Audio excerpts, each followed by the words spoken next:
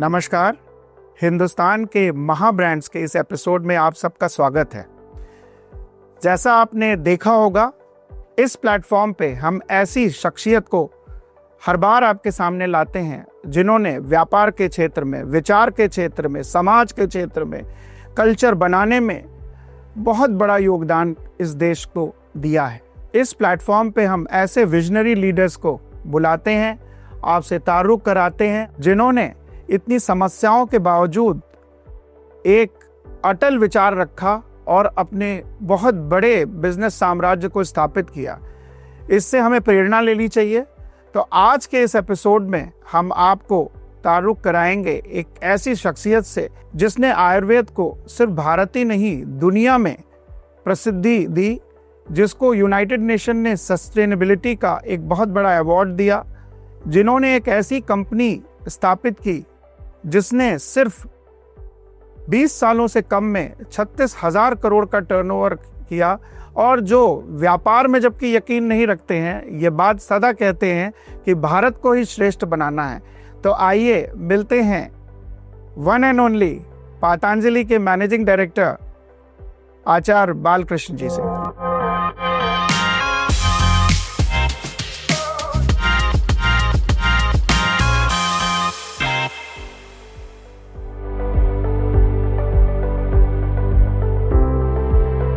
नमस्कार आचार्य जी। जी नमस्ते जी।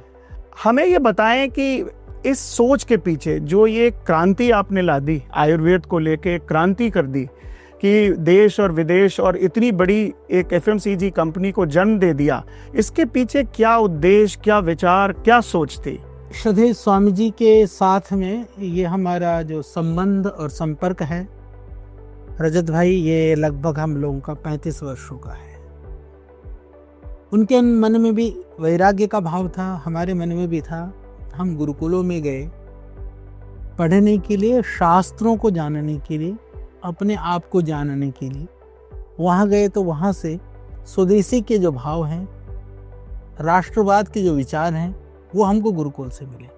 क्योंकि इस युग में महर्षि स्वामी दयानंद एक ऐसा व्यक्तित्व है जिसने देश की आज़ादी में जो अधिकांशतः जितने भी शहीद थे, वीर थे, क्रांतिकारी थे, उन सब के वो एक तरह से प्रेरणाता थे, एक तरह से वो उनसे कहीं ना कहीं वो प्रभावित थे।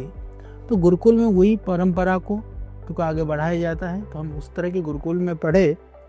पढ़ने के बाद में जब हम हिमालय में हमने साधनाएं की, साधना करने के बाद में हमने सोचा कि हमें कुछ करना है समाज के लिए। हाँ, हमें ऐसा नहीं था कि हमें संसार में जाना है, ऐसा भी नहीं था कि हमें कोई उद्योग और धंधा करना है। हमें था कि अपनी सनातन गौरव को, अपने देश की जो हमारी जो समृद्धि है, देश की जो पहचान है, उसको बढ़ाना है, और वह भी योग और आयुर्वेद को आधार बना करके। हम उस समय भी चाहते, थोड़ा सा पृष्ठभूमि जरूरी है। जी, जरूर, बिल्कुल। हम चाहते तो उस समय पर भी किसी बड़े मठ, मंदिर, आश्रम, उसके कोई उत्तराधिकारी के रूप में, किसी संचालक के रूप में हम तो जा सकते थे। बिल्कुल। हमारे पास साधन नहीं थे, पर संकल्प था। तो फिर ये विचार हुआ कि योग और आयुर्वेद के लिए काम करना है। हमने बहुत छोटे छोटे योग शिविर लगाना शुरू करा पूज्य स्वामी जी ने। हमने जो भी आसपास के रोग होते थे, रोगी लोग जो परेशान होते थे, जिनको कुछ औषधियों की आवश्यकता होती थी, हम लेते रहे। तो यहाँ कोई व्यावसायिक ना तो सोच, ना दृष्टि, ना कोई उसकी कोई योजना। तो धीरे धीरे लोगों को लाभ होता गया, उनका विश्वास बढ़ता गया, लोगों की भावनाएं और हमसे अपेक्षाएं बढ़ गई। तो जो बाकी जितने भी व्यावसायिक घराने हैं, या जो मैनेजमेंट में जिस चीज़ को उद्योग के लिए या व्यापार के लिए, बिजनेस के लिए जो पढ़ाया जाता है, उसके हम बिल्कुल विपरीत दिशा से बढ़ रहे थे। वहाँ सबसे पहले किसी चीज़ के लिए मार्केट साइज देखा जाता है जी, मार्केट के डिमांड को देखा जाता है, और उस डिमांड के हिसाब से उस प्रोडक्ट की या उस चीज़ की जो है कल्पना की जाती है। बिल्कुल। हमने तो ऐसा कोई रिसर्च नहीं किया, न देखा, क्योंकि हमको पता भी नहीं था। हमने सिर्फ देखा लोगों की पीड़ा को, हमने देखा लोगों की समस्याओं के समाधान को। तो हम व्यापार के लिए नहीं, हम समाधान के लिए उतरे। तो पूरे विश्व में और पतंजलि में बेसिक फर्क यही है कि यहाँ यदि पतंजलि आज आपको दिख रहा है तो यहाँ लोगों की पीड़ा, लोगों की परेशानी, लोगों की बीमारी, लोगों के कष्ट, एक तरफ तो वो समस्याएं थी, दूसरी ओर कहीं ना कहीं महंगी चीजें, हीन क्वालिटी की चीजें जी, और उनकी अनुपलब्धता और एक तरह से स्वदेशी को लेकर का विश्वास, दूसरी ओर ये भी समस्याएं थी। बिल्कुल सही कह रहे हैं। जानकारी आपने काफी बढ़ाई है, आम इंसान की भी जानकारी को बहुत बढ़ाया है। तो इन्हीं भावनाओं से हमने इसको प्रारंभ किया और पतंजलि की नींव ज्यों ज्यों लोग हमसे अपेक्षा करते गए, हमने उनकी भावनाओं को पूरी ईमानदारी से पूरा करने का जो प्रयास हम करते गए, पतंजलि का यह बड़ा रूप बनता गया। और आज भी जो कुछ है पतंजलि में वो समाज से है, जो कुछ है पतंजलि में वो समाज के लिए है। हम तो मात्र निमित्त हैं, निमित्त मात्र भव सव्यसाची, क्या बात। कृष्ण ने कहा था। उसी भाव से, यानी कि हमारा ट्रस्ट में तो हम ट्रस्टी हैं ही हैं, पर बाकी भी जो कार्य करते हैं हम लोग सब ट्रस्टीशिप की भावना से ही हम काम करते हैं। बहुत सुंदर आपने समझाया कि क्या सोच और विचार थी। बल्कि कई मंचों पे मैंने आपके मुंह से ये सुना है कि भारत को श्रेष्ठ बनाना है। एक बहुत अच्छा विचार ये आप हमेशा लेकर आते हैं, और शायद जो आपने ये बात बताई उसमें ये बात बहुत छिपी हुई है कि भारत को कैसे श्रेष्ठ बनाना है, एक सफल राष्ट्र और एक स्वस्थ राष्ट्र कैसे बनाना है। काफ़ी कुछ हम आपको जब सुनते रहते हैं, और कोरोनिल की जैसे बात हुई, और ये तो हम एलोपैथीज की भी बातें करते हैं और वो लोग अपनी रिसर्च के बारे में बताते हैं, बट काफ़ी कुछ इस बात पे आजकल चर्चा हो रही है कि आयुर्वेद में आपने जो रिसर्च आप करा रहे हैं और जिसमें इतना ज़्यादा डायग्नोसिस के भी इनपुट हैं और साथ में ग्रंथों का भी इनपुट है, उसके बारे में कुछ बताएं, क्योंकि हमारी यंग जनरेशन इस चीज़ को बहुत जानने को उत्सुक होगी। इस संदर्भ में हमको भी इसके लिए भी रजत भाई थोड़ा पीछे की ओर लौटना होगा। आज से आप जाइए लगभग 200 वर्ष पीछे, में अंग्रेज गए, 75 वर्ष हुआ। उससे पहले अंग्रेजों का जो शासन काल था उसमें भी शुरू के 50-75 वर्ष में ज़्यादा उनका शुरू नहीं हुआ, बाद में 100 वर्षों में जो उन्होंने एक सिस्टम खड़ा किया। तो उस सिस्टम पर आज हमें लगता है, जब एक जनसाधारण आदमी को ऐसा लगता है कि यदि चिकित्सा की बात करें या रोग मुक्ति की बात करें, तो एक बार ऐसा लगने लगा था लोगों को कि एलोपैथिक से इतर भी कुछ हो सकता है क्या। पर वस्तुतः सोचने की आवश्यकता यह है कि हमारे लोग पूर्वज 150 साल पहले, 200 साल पहले क्या करते थे। तो ये पूरे विश्व की जनमानस की स्थिति है। और मैं आपकी जानकारी के लिए आपके माध्यम से, हिंदुस्तान के माध्यम से, पूरे हिंदुस्तान से मैं बताना चाहता हूँ कि चाइना में अभी भी जो मेडिकल जो डिग्री होती है एक ही होती है, MBBS। अच्छा, वहाँ 2-3 तरह की डिग्रियां नहीं होती हैं। और मज़ेदार बात है कि हमारे भारतवर्ष से भी हजारों बच्चे चाइना में MBBS करने के लिए जाते हैं, क्योंकि वहाँ पर मेडिकल की पढ़ाई सस्ती है। यहाँ पर नहीं हो पाता तो वहाँ जाते हैं। परंतु वो MBBS करने के लिए सबके लिए कंपलसरी है कि यदि चाइना में MBBS करना है तो स्टार्टिंग में उनको चाइनीज मेडिसिन सिस्टम, जिसको हम लोग ट्रेडिशनल चाइनीज मेडिसिन जिसको बोलते हैं TCM, वह कंपलसरी है पढ़ना। तो ऐसा ही भारतवर्ष में क्यों नहीं हो सकता है कि पूरी मेडिकल की पढ़ाई के अंदर में पहले सबको मेडिकल के स्टार्टिंग में एनाटॉमी, फिजियोलॉजी वगैरह जो शरीर विज्ञान है, सारी जो जानकारी तो सेम है। आयुर्वेद वाला भी वही पढ़ता है, एलोपैथिक वाला भी पढ़ता तो वही है। बाद में जब बेसिक जो प्रिंसिपल्स हैं, जो ट्रीटमेंट सिस्टम है या जो क्लिनिकल जो उसका जो साइंस है, वो यदि हम सबको आयुर्वेद को पढ़ा करके फिर जो स्पेशलाइजेशन है, एक्सपर्टाइजेशन है कि कोई किसी विषय का एक्सपर्ट बनना चाहता है, उसको उसी धारा की तरफ बदल दें, तो कम से कम हिंदुस्तान में ठीक है वो मॉडर्न प्रैक्टिस भी चलेगा, आयुर्वेद भी चलेगा, परंतु आयुर्वेद को अज्ञानता से गाली देने वाले लोगों की समाप्ति हो जाएगी। तो आयुर्वेद का जो सामर्थ्य है, आयुर्वेद का जो रिसर्च है, क्योंकि जब अच्छी टीम, अच्छा ब्रेन, अच्छी सोच जब उस क्षेत्र में काम करेगी तो आयुर्वेद में सब कुछ है। उसी को पूरी दुनिया के लोगों को बताने के लिए हमने प्रयास किया। हमारे पास बायोसेफ्टी लेवल 3 लेवल का रिसर्च लैब है, 500 से ज़्यादा साइंटिस्ट हैं। हम लोग सब इन विवो इन विट्रो से लेकर के क्लिनिकल से लेकर के सारे ट्रायल हम लोग करते हैं, सारे रिसर्चेज करते हैं। तो बड़ा काम ये बहुत बड़ी जानकारी है। हाँ, तो पतंजलि से बहुत बड़ा काम हो रहा है। दुर्भाग्य से बहुत सारे लोगों को पता नहीं है। लोग सतही बातें करते हैं, ऊपर ऊपर की कंट्रोवर्शियल चीज़ों पर उलझते रहते हैं। यदि आप देखो आप यदि मुझसे ये पूछते हो रजत भाई कि आचार्य जी आप जो कर रहे हो उसमें से आपको सबसे आनंद देने वाली क्या चीज़ है, ज़रूर हम जानना चाहेंगे। मैं आपको बताना चाहता हूँ कि आज भगवान ने हमें निमित्त बना करके लाखों परिवारों के घर में उनके यहाँ जीवन निर्वाहन के साधन, उनकी रोटी, उनका मकान, उनका जीवन यदि पतंजलि के माध्यम से चल रहा है।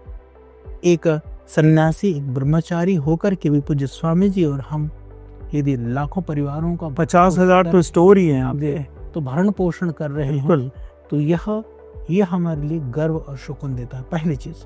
दूसरी बात कि मैं कहता हूं कि FMCG या बाकी प्रोडक्ट बना करके हम पूरे देश को नहीं खिला सकते, संभव भी नहीं। पर पतंजलि ने क्या किया, मैं आपको एक और उदाहरण देना चाहता हूं। जितने भी कंपनियां हैं आज पतंजलि के कारण से उनको अपने प्राइस में कटिंग खानी पड़ी है, उनको अपने क्वालिटी में इम्प्रूवमेंट करना पड़ा।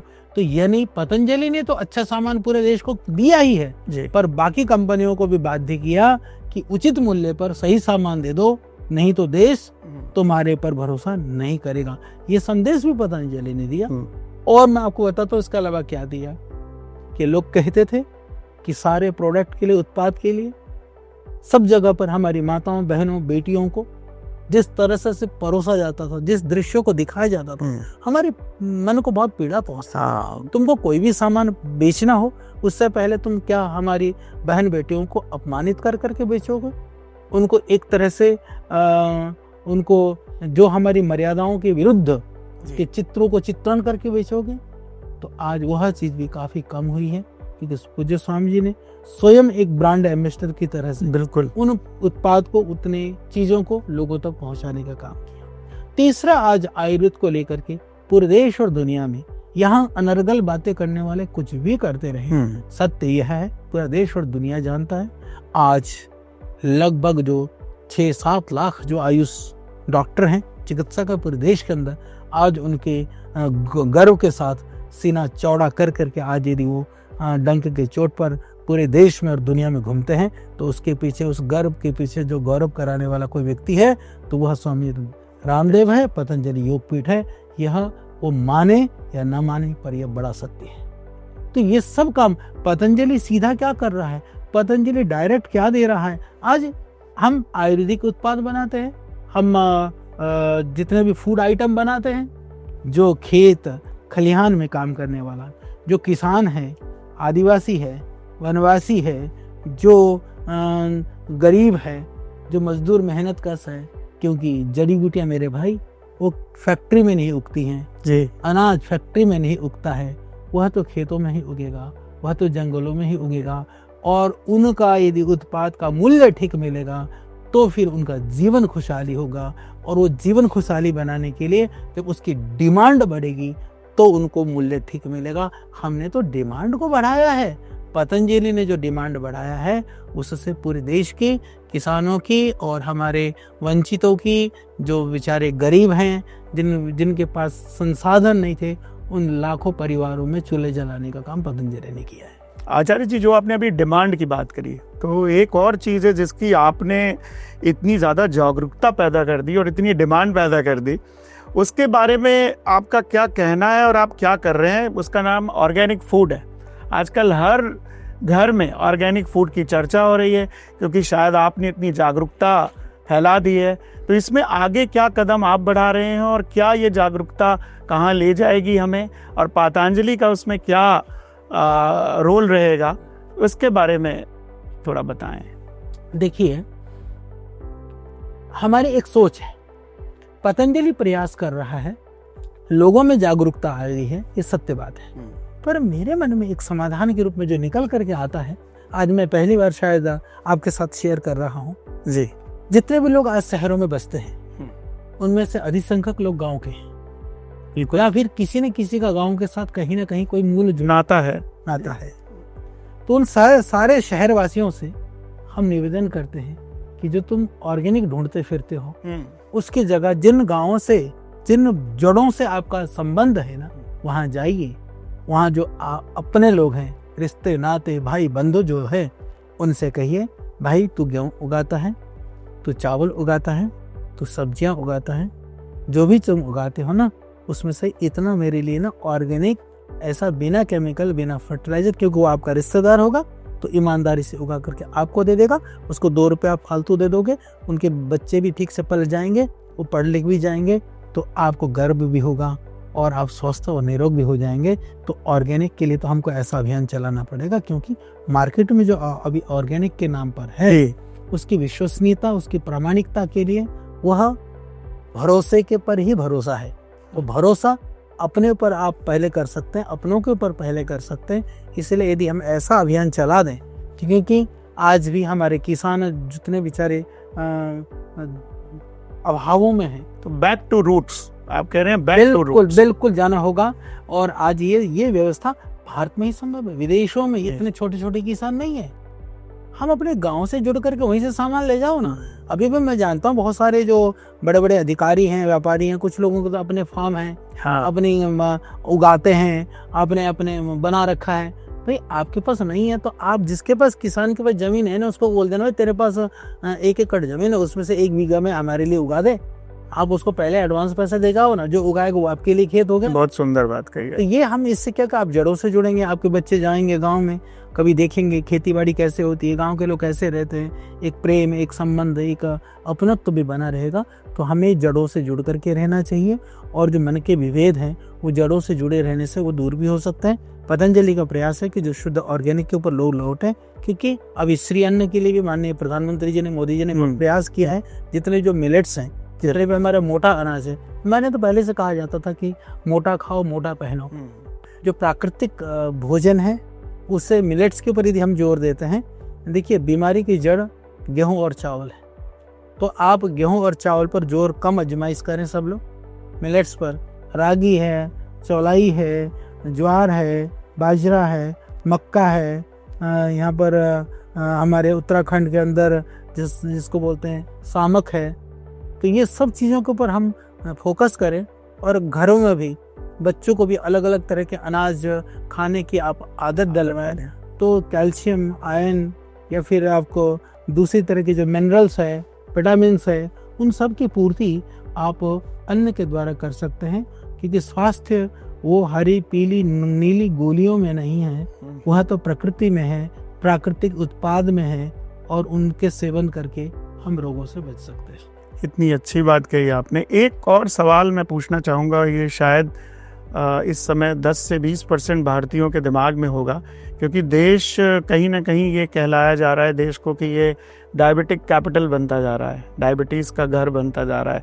इसके पीछे क्या करना चाहिए, कैसी जागरूकता की ज़रूरत है, कैसी जीवन शैली के बारे में कुछ कहना चाहेंगे? क्योंकि आप अपने आप में ग्रंथ हैं आयुर्वेद के, तो सब जानना चाहेंगे। मैं बताना चाहता हूँ रजत भाई, पतंजलि में टाइप 1 डायबिटिक, टाइप 2 डायबिटीज सब यहाँ ठीक हो रहे हैं, टाइप 2 तो आराम से ठीक हो रही है। हम डायबिटीज को असाध्य बीमारी के रूप में नहीं देखते, और उसके प्रमाण हमारे यहाँ से ठीक हुए। मधुमेह के लाखों रोगी, हजारों नहीं, तभी मैंने पूरा रिकॉर्ड है, डेटा है, रिपोर्ट है, पर करना तो आपको पड़ेगा। देखो आयुर्वेद में इसको ना डायबिटीज को राज रोग कहा गया। हाँ, राज रोग। राज रोग का मतलब ये होता है कि प्रमाद और आलस्य से उत्पन्न हुआ रोग। पहला तो ये कारण है। दूसरा कारण ये कि कई लोग बेचारे जो छोटे छोटे बच्चे हैं, उन्होंने क्या आलस्य किया था, क्या प्रमाद किया था, उनको क्यों हुआ? तो विविध तरह के एंटीबायोटिक्स, विविध तरह की जो हार्मफुल मेडिसिन, वह भी एक कारण है। बच्चा पेट में था, माँ ने अनशन दवाइयाँ खा ली, उस दवाई से वो बीमारियाँ हुई। तो उन सब के लिए भी हम कि कम से कम इस तरह की औषधियों का सेवन करें। दूसरा, आहार में जैसे हमने कहा कि गेहूं और चावल को निकाल दें, और रात्रि को खाना बंद कर दें। तो पहले हमारे पूर्वजों ने जो जो कहा था वो शुरू कर, सेम फॉलो करें। बिल्कुल सेम फॉलो कर लीजिए। और टेंशन और डरने की, घबराहट की कोई होता है। शुगर चेक कराते रहो ना आप अपना। आप डायबिटिक से नॉन डायबिटिक हो रहे को नहीं, और आप चेक करें। हम ये थोड़ी कह रहे हैं कि आप बिल्कुल आंख मूंद करके चेक ही नहीं करने आपको, तो करवाइए, पर रिजल्ट मिलेगा, आप ठीक होंगे। क्योंकि जितने भी दुनिया की जितनी एजेंसियां हैं वो आपको रोग मुक्त नहीं रखना चाहिए, क्योंकि आप रोग मुक्त हो गए तो उनका बिजनेस ठप हो गया। और चिंता, अपनों की चिंता तो जो है ना अपनों को ही होती है। देश हमारे लिए परिवार है, इसलिए हम चिंता करते हैं। इसलिए स्वामी जी 18 घंटा काम करते हैं। तो मैं यही बताना चाहता हूँ कि हम सबको यह प्रयास करना चाहिए कि बीमार ही ना हो। Prevention is better than cure. हमको कि बचाव में ही बचाव है। मजबूरी है रोगी होकर के दवाई खाना। बुद्धिमत्ता है कि अपने आप को ठीक रखो, अपने आहार विहार को, अपने दिनचर्या को, अपने खान पान को, और अपने आप ठीक रखते हुए जीवन में आगे बढ़िए। यही बुद्धिमत्ता है। आचार्य जी, आजकल वेलनेस सेंटर के बारे में काफ़ी जिक्र आ रहा है, पतंजलि वेलनेस सेंटर, और मैं खुद कई लोगों से मिला जो बिल्कुल ठीक होकर वहाँ से आए हैं। उसके बारे में कुछ बताइए। बड़ी क्यूरियोसिटी है लोगों में उसके बारे में जानने की। पहले ऐसा मानते थे कि लोग योग और आयुर्वेद की जो सेंटर होते हैं वहाँ पर ज़्यादा लाभ नहीं होता है, पर अब ऐसा लोगों की मानसिकता बदली है कि यदि ठीक होते हैं तो वहीं से होते हैं। शायद दुनिया में एक जगह पर 3-4 हजार पेशेंट का कोई हॉस्पिटल होगा, मुझे नहीं लगता आईपीडी का बड़ा हो। तो हमारे लगभग 4000 लोगों को रहने की आईपीडी की फैसिलिटी है। और अभी तो इतना है कि एक भी जगह खाली नहीं है। और जिसको हम थोड़ा वीआईपी मानते थे, जहाँ ज़्यादा फैसिलिटी थी, उनमें हमको लगता था कि थोड़ा सा क्योंकि व्यवस्था बड़ी करनी पड़ती है, वहाँ तो ज़्यादा लोग हैं, वहाँ ज़्यादा एडवांस बुकिंग चलती है कई महीने पहले।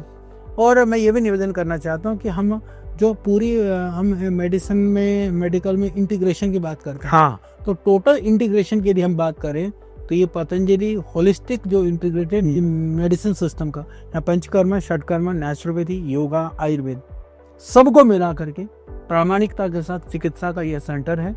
और हमारे पास लगभग ऐसी दुनिया की कोई रोगी और बीमारी नहीं है जिसके लोग यहाँ पर नहीं आते हों। और मैं विनम्रता से ये बात कहना चाहता हूँ कि जो क्रिटिकल केयर वाली जो बात है, क्रिटिकल जो बहुत ही इमरजेंसी वाली मेडिसिन को छोड़ करके लगभग भगवान की दया से सभी में बहुत लाभ है, बहुत बेनिफिट है, और ठीक हो रहे हैं, और लोग ठीक होकर के फिर बाकी को भेज रहे हैं। तो इसीलिए, क्योंकि और जो बीमारी नहीं भी हो तो ये 4000 से 10,000 कब होगी इसकी कैपेसिटी? ये करेंगे। अभी हम लोगों के लगभग 26 सेंटर पूरे देश के अंदर खुल भी गए। हाँ, हम उसको बढ़ाएंगे भी। और मैं सबसे निवेदन करूंगा कि रोगी ना होकर के, बिना रोगी के होकर के भी आए, क्योंकि शरीर को डिटॉक्स करने के लिए जरूरी है। जब आप अपनी गाड़ी हो, अपनी बाकी चीजें हों, कहीं ना कहीं आप उसको शोधन कराते रहते हो, ठीक कराते रहते हो, तो अपने शरीर का शोधन भी बहुत जरूरी है। साल में एक बार 5-6 दिन के लिए डिटॉक्स होने के लिए तो कम से कम ऐसे स्थानों में आना चाहिए। हमारे यहाँ व्यवस्था है, कम से कम साधन वालों से लेकर के जिनको बहुत अच्छी फैसिलिटी चाहिए सेवन स्टार, वह भी है। यानी गरीब से गरीब भी यहाँ चिकित्सा करवा सकता है, और अमीर वालों के लिए भी उनके जो चाहिए फैसिलिटीज़ की कंफर्ट जो चाहिए वो यहाँ पर उपलब्ध है। तो इसलिए वेलनेस हमारी जो कल्पना है वह रोग मुक्त करने के लिए एक ऐसी दिनचर्या में आपको ढालना है जहाँ से आप जाकर के घर में उन दिनचर्याओं का पालन करते हैं, तो फिर रोग से बचने के लिए आपको इससे बड़ी मदद मिलती है। धन्यवाद इस जानकारी के लिए, क्योंकि ये काफ़ी लोगों ने मुझसे कहा था इस इंटरव्यू से पहले कि वेलनेस सेंटर के बारे में ज़रूर पूछिएगा, क्योंकि हमें भी उसमें कहीं ना कहीं जाना है। तभी मैंने ये सवाल पूछा। बिल्कुल सबको भिजवाइए, पर कहिएगा कि थोड़ा सा पहले पता करके बुकिंग करें। और एक चीज़ और मैं निवेदन करना चाहूँगा कि हमें जब बहुत पीड़ा तब होती है जब बहुत सारे लोग एकदम बिना सावधानी के इंटरनेट पे जाकर के कोई भी वेबसाइट खोलते हैं। फर्जीवाड़ा जो बहुत चल रहा है आजकल हर जगह पर, पहले पक्का कर लें, पता कर लें, तो ही आप पेमेंट दें। जब तक आप बिल्कुल कंफर्म नहीं कर पाए तब तक बिल्कुल मत दें। तो क्योंकि कई बार ऐसा है, जब लोग आते हैं कि बोले हमारी तो बुकिंग थी, हमने तो पैसा दिया था, पता चलता है कि वो फर्जी था, तो बड़ी पीड़ा होती है। तो कोई भी पदार्थ हो या कोई भी कार्य हो, बड़े सावधानी के साथ ही प्रयोग करें, क्योंकि शरीर और जीवन आपका है। ये मेरा निवेदन है। आचार्य जी, पूरा जीवन आपने लोक सेवा में समर्पित कर दिया, आयुर्वेद को समर्पित कर दिया। एक पर्सनल सवाल पूछना चाहूँगा, आपकी हॉबीज़ क्या हैं? आज तक भी हमको नहीं पता क्या हमारी वो है। बस मैं ये प्रयास करता हूँ कि जिस क्षेत्र में आपको जाना है, मैं एग्जिट कहता हूँ उसको हॉबी मानी है, मेरी पर्सनल एक पैशन मान लो, चाहे विचार मान लो। विचार, मैं इसको विचार कहूँगा, हॉबी नहीं कहूँगा। दुनिया में क्योंकि कई बार आदमी क्या होता है ना, किसी भी काम को करने से पहले हतोत्साहित हो जाता है, पहले से हार मान लेता है कि मैं करूँगा कि होगा कि नहीं होगा, मैं कैसे कर पाऊँगा, या दूसरे में इतने सारे लोग हैं, मैं कैसे होगा। तो उन सब युवाओं से जो विशेष कर करके कोई चीज़ शुरू करना चाहते हैं जी, हमारा ऐसा मानना है कि जिस क्षेत्र में आप जाना चाहते हो आपके पास बेसिक नॉलेज होना चाहिए, और उसके बाद में आप उस क्षेत्र में कितना भी बड़ा काम कर सकते हो। यही पतंजलि का एक मॉडल है, तो यही हम हमारी समझ सकते हैं कि हमारी विशेषता, क्योंकि सबको पता है कि आचार्य बालकृष्ण जिसमें लग जाता है कुछ तो कर लेता है जी। नहीं, आपने बहुत कुछ किया है देश के लिए, समाज के लिए। एक रैपिड फायर राउंड क्वेश्चंस का 5 सवाल पूछना चाहता हूँ जी। पूछो जी। आपका पसंदीदा आयुर्वेदिक पौधा कौन सा है और उसमें क्या गुण है? मुझे जो बहुत ज्यादा पसंद है, यदि मेरे को आप पूछें कि आप यूज में क्या करते हो जी, तो मेरे को गिलोय पसंद है, जिसको अमृता कहा जाता है, गुडुचि कहा जाता है जी। वस्तुतः कोरोना के टाइम पर भी जो मुख्य, हमें तो गिलोय शब्द ही पतंजलि से पता लगा जी। तो जो कोरोना के टाइम पर भी जिसने बचाव किया, जो एक तरह से कहिए कि अमृता का अर्थ वो अमृत है, कोई भी ले सकता है, बच्चे से लेकर बूढ़ा तक भी ले सकता है, वो निरापद भी है। और उसके विरुद्ध भी षड्यंत्र हुए कि गिलोय से लीवर खराब होती है, एक रिपोर्ट प्रकाशित हुआ, और मैं आपको बताना चाहता हूँ उसी रिसर्च जर्नल में फिर हमने ये प्रकाशित कराया कि गिलोय से लीवर ठीक होता है। क्या बात है। एक किताब जिसे हर युवा को पढ़ना चाहिए? सत्यार्थ प्रकाश, महर्षि स्वामी दयानंद का। दयानंद जी का जिक्र आपने पहले भी किया था। वो सत्यार्थ प्रकाश एक ऐसा ग्रंथ है जिसको पढ़ने के बाद आदमी किसी ढोंग पाखंड आडंबर में नहीं फंस सकता, कभी भी नहीं फंस सकता। आपकी दिनचर्या की वो एक आदत जो कभी नहीं बदलती? सुबह उठने की। बहुत सिंपल जवाब दिया, क्योंकि वो आदत ऐसी खराब है कि कितना भी कल भी मैं रात को 11:30 12 बजे सोया हूँ, सुबह 5 बजे मैं तैयार था। बहुत सुंदर। पतंजलि का वह उत्पाद जिसे आप खुद इस्तेमाल करते हैं रोजाना? दंतकांति। दंतकांति, बहुत बढ़िया। आपकी खाने के शौकीन हैं? आपने तो पहले ही बोल दिया आटा और ये चावल मत खाओ, तो ये सवाल पूछने से पहले मैं हिचक गया थोड़ा। नहीं, मैं खाता हूँ, खाने दे दो। तो आपकी पसंदीदा भारतीय डिश कौन सी है? मेरे को मालपुए अच्छे लगते हैं। वाह, आज आचार्य जी, हिंदुस्तान के परिवार की तरफ से आपका बहुत बहुत शुक्रिया। आपने इतना वक्त निकाला, ऐसे ऐसे सवालों के जवाब दिए जो लाखों लोगों के सवाल थे, आज उनके जवाब दिए आपने, और बहुत बहुत शुक्रिया। और हिंदुस्तान आपका हमेशा ऋणी रहेगा इस समय निकालने के लिए। धन्यवाद जी। आपको भी बहुत बहुत धन्यवाद, और हिंदुस्तान के लिए भी धन्यवाद, और हिंदुस्तान के लोगों के लिए तो धन्यवाद ही है, क्योंकि देश हमारा है तो हमको सोचना है, हमें चिंता करनी है। विदेशी लोग कभी भी वह आपके लिए नहीं सोचेंगे, क्योंकि वह हमें बाजार समझते हैं। यदि देश हमारा है तो देश हमारे लिए परिवार है, तो पारिवारिक जन ही परिवार के लिए सोच सकते हैं। तो हम रोगी ना हो, इसके लिए हमारी जो परंपरागत चीज़ें हैं, योग आयुर्वेद का आश्रय लें, अपने दिनचर्या आहारचर्या रूटीन को ठीक करें, और आप स्वस्थ रहें, आनंदित रहें, आपका जीवन खुशहाल हो, समृद्धशाली हो, आनंददायक हो, और हमारी आपको बहुत शुभकामनाएं। प्रणाम।